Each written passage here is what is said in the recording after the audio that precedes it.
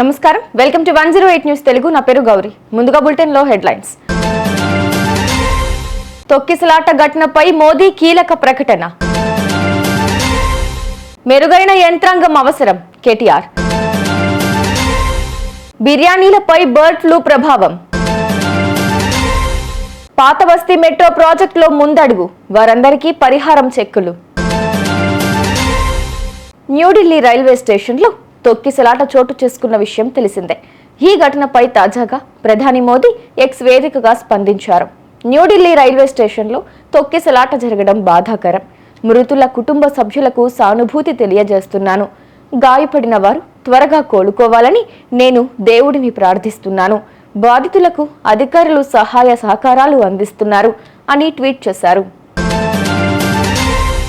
New Delhi railway స్టేషన్లో జరిగిన తొక్కిసలాటపై మాజీ మంత్రి కేటీఆర్ ఎక్స్ వేదికగా స్పందించారు.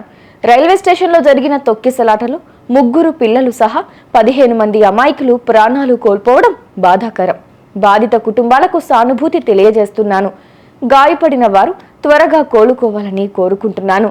140 కోట్ల జనాభా కలిగిన మన దేశంలో జన సమూహ నియంత్రణకు మెరుగైన యంత్రాంగం అవసరం అని ట్వీట్ చేశారు.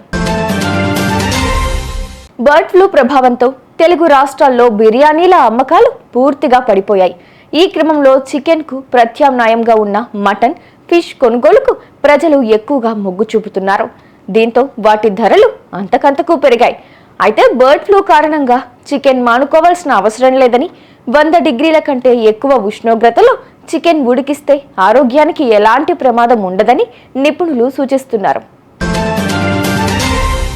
హైదరాబాద్ పాత బస్తీలో మెట్రో ట్రైన్ చుక్ చుక్ అని వెళ్లడానికి లైన్ క్లియర్ అవుతోంది.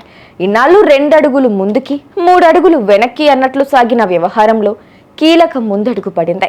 ఈ ప్రాంతంలో మెట్రో విస్తరణలో ఆస్తులు కోల్పోతున్న వారికి చెక్కులు పంపిణీ చేసేందుకు ప్రభుత్వం సిద్ధమైంది. దీంతో ఆ ఆస్తులు ఇకపై హైదరాబాద్ మెట్రోకు సొంతం కానున్నాయి. చూసారుగా, ఇవి ఇవాల్టి బులెటిన్ అప్డేట్స్. మరో బులెటిన్తో మళ్ళీ మీ ముందుకు వస్తాను. అంతవరకు కీప్ వాచింగ్ 108 న్యూస్ తెలుగు.